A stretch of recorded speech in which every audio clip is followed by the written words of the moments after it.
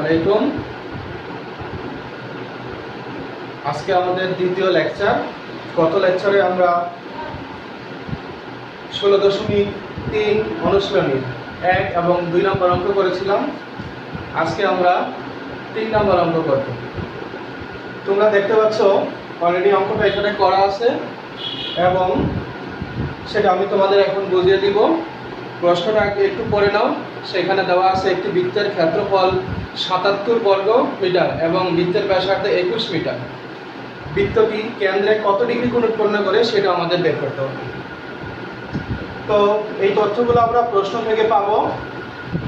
বৃত্তের ক্ষেত্রফল 77 বর্গ সেন্টিমিটার, বৃত্তের ব্যাসার্ধ আর 21 মিটার, বৃত্তের কেন্দ্রে উৎপন্ন কোণ থিটা, এটা আমাদের বের করতে হবে। এই জন্য এটা আমরা ধরে নিলাম যে এটা থিটা।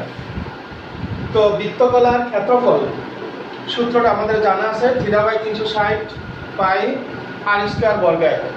যেহেতু এটা বৃত্তকলার ক্ষেত্রফল আর আমাদের ক্ষেত্রফল দেওয়া আছে 77 বর্গ মিটার, তাহলে কি শর্ত মতে এটা ইকুয়াল টু এটা।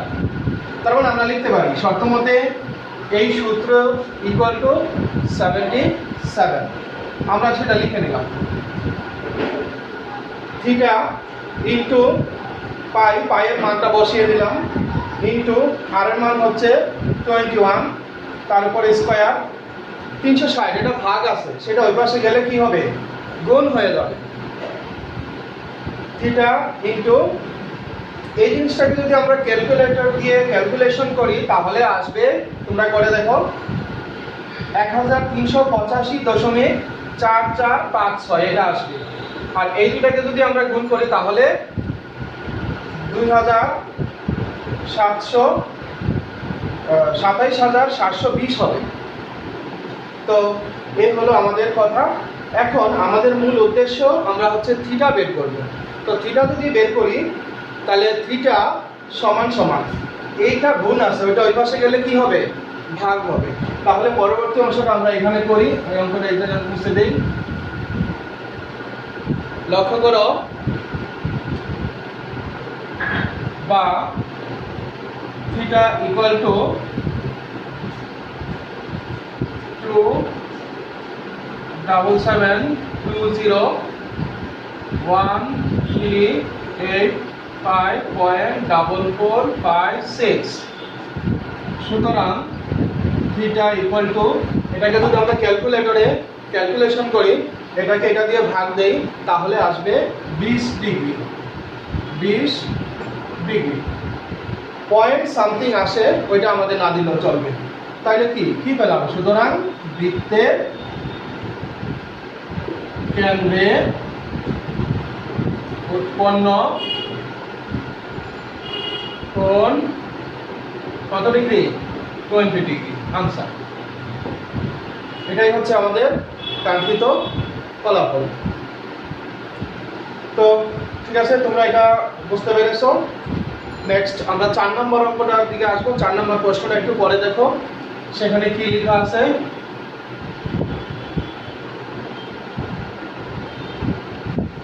হ্যাঁ, 4 নম্বর প্রশ্নের দিকে এখানে দেখো দেওয়া আছে বিভিন্ন তথ্য দেওয়া আছে। বৃত্তের ব্যাসার্ধ দেওয়া আছে 14 সেন্টিমিটার, বৃত্তের কেন্দ্রে উৎপন্ন কোণ থিটার মান দেওয়া আছে 75 ডিগ্রি। বের করতে হবে বৃত্তকলার ক্ষেত্রফল কত।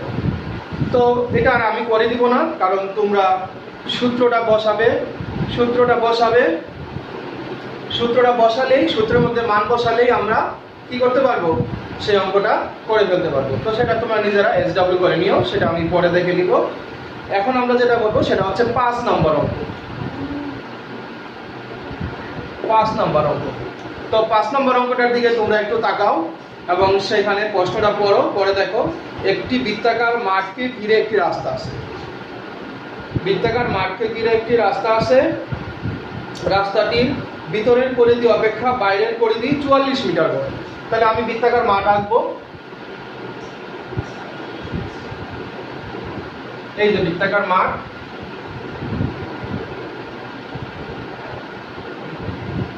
বাইরে একটি রাস্তা আছে।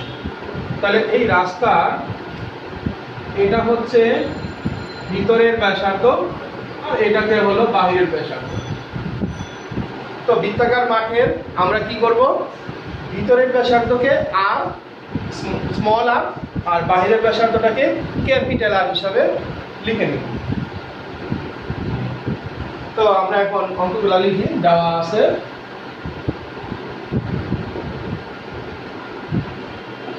আছে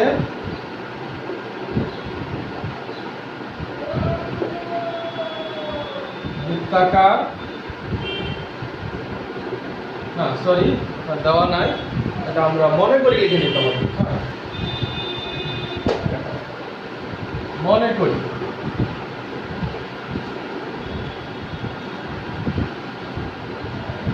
মাঠের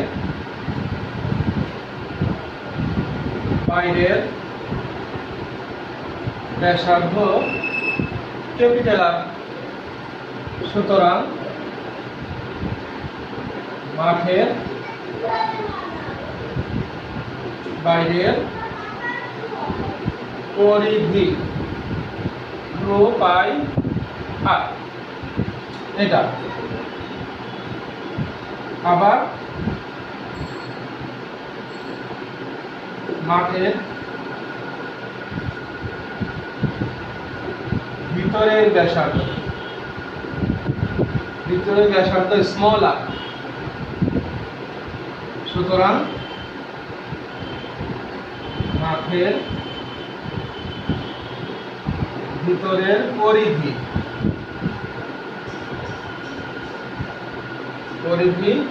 2 পাই স্মল আর।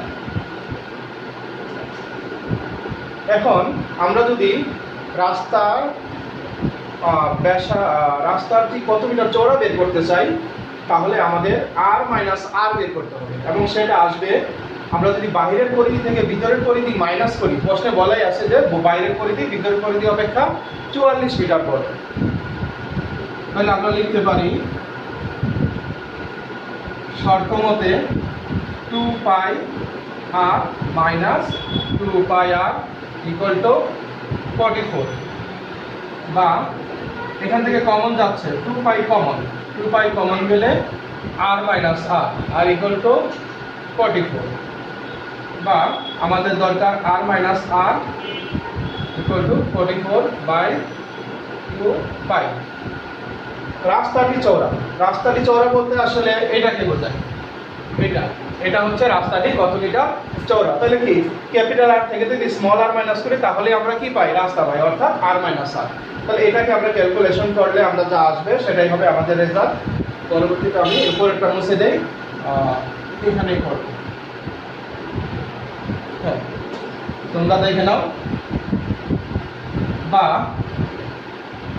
আর মাইনাস আর ইকুয়াল টু, আমরা একটু ক্যালকুলেশনটা সহজ করি। যদি 44কে 2 দিয়ে ভাগ দেই তাহলে 22, আর পাইয়ের মানটাকে আমরা বসিয়ে দিই 3.1416। সুতরাং আর মাইনাস আর ইকুয়াল টু, এটাকে যদি আমরা ক্যালকুলেটরে দিয়ে করি তো ক্যালকুলেশন করলে রেজাল্ট আসবে 7.003। সুতরাং আমরা ফাইনালি বলতে পারি রাস্তাটি 7.003 মিটার চওড়া। এটাই হচ্ছে আমাদের রেজাল্ট। ওকে,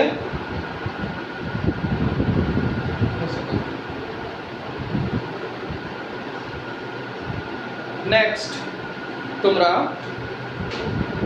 6 নম্বর অঙ্কটা প্রশ্নটা করো। দেখো এখানে লেখা আছে একটি বৃত্তাকার পার্কের ব্যাস 26 মিটার। বৃত্তাকার পার্ক, হ্যাঁ সেম এটাই। পার্কটিকে বেষ্টন করে বাইরে 2 মিটার প্রশস্ত একটি পথ আছে বা রাস্তা আছে। ওই পথটির ক্ষেত্রফল আমাদের নির্ণয় করতে হবে। তো এটা কি আমরা ওইভাবে বলতে পারি 6 নম্বর অঙ্কের জন্য 6 অঙ্ক করলে এটা 13 আসবে, 13, আর বাইরের ব্যাসার্ধটা আসবে 13, আর এটা 2, মানে এটা 15 আসবে, 15।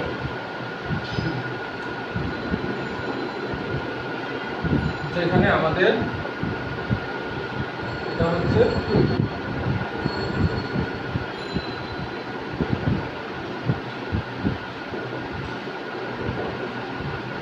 দেওয়া আছে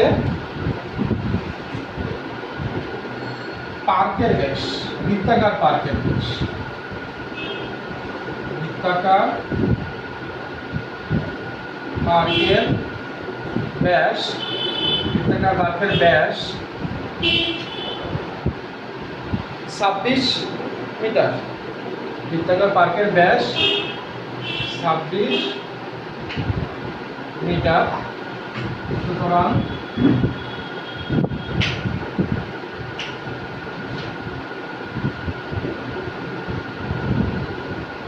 ব্যাসার্ধ আর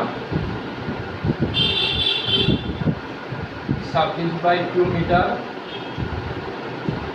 13 মিটার। সুতরাং বৃত্তাকার পার্কের ক্ষেত্রফল, বৃত্তাকার পার্ক, তো পার্কটা যেহেতু বৃত্তাকার তাহলে বৃত্ত, তাহলে বৃত্তের ক্ষেত্রফলের সূত্র কি? বৃত্তের ক্ষেত্রফলের সূত্র কি? পাই আর স্কয়ার। তাহলে পাই আর স্কয়ার বর্গ মিটার। এই গেল এটা। মান আমরা এখন বসাবো না, একবারে আমাদের রেজাল্টে আসবে, সেটা পরে করব। আবার পথ সহ পার্কের ব্যাসার্ধ, যেহেতু পথ সহ পার্কের ব্যাসার্ধ তার মানে এটা অবশ্যই বড় হবে এবং সেটাকে আমরা ক্যাপিটাল আর ধরে নিই। আর 13 + 2 মিটার 15 মিটার। তাহলে পথ সহ পার্কের ব্যাসার্ধ হচ্ছে 15। সুতরাং পথ সহ পার্কের ক্ষেত্রফল পাই ক্যাপিটাল আর স্কয়ার বর্গ মিটার। এই সব হয়ে গেল পথ সহ পার্কের ক্ষেত্রফল। এখন আমাদের উদ্দেশ্য পথের ক্ষেত্রফল মানে রাস্তার ক্ষেত্রফল বের করব। এই জন্য আমরা যদি পথ সহ অর্থাৎ পুরো বৃত্তের ক্ষেত্রফল থেকে যদি ভিতরে অর্থাৎ পার্কের ক্ষেত্রফল আমরা বের করি, তাহলে আমরা পথের ক্ষেত্রফল পাবো। অর্থাৎ আমাদের বের করতে হবে, মাইনাস করতে হবে পাই আর স্কয়ার থেকে পাই স্মল আর স্কয়ার, এটা মাইনাস করতে হবে। তাহলে আমরা তাই করি। লক্ষ্য করো,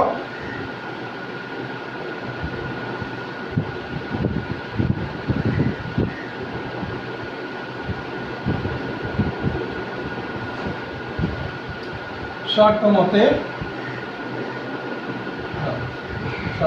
না রাস্তা পথের ক্ষেত্রফল,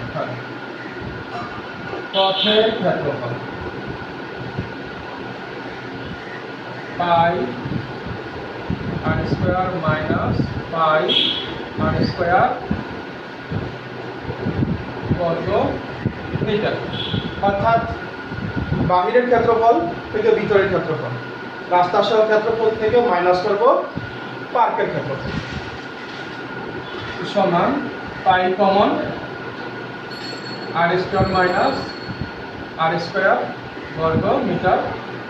এটাকে আমরা বলতে পারি পাই থাকলো, এটাকে যদি আমরা সূত্র ভাঙি আর প্লাস আর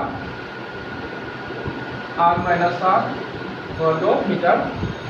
এভাবে করলে সুবিধা, তাড়াতাড়ি ক্যালকুলেশনটা হবে। পাই এর মান 3.1416, আর এর মান 15 মাইনাস 13 বর্গ মিটার। 3.1416 ইন্টু 28 ইন্টু 2 বর্গ মিটার।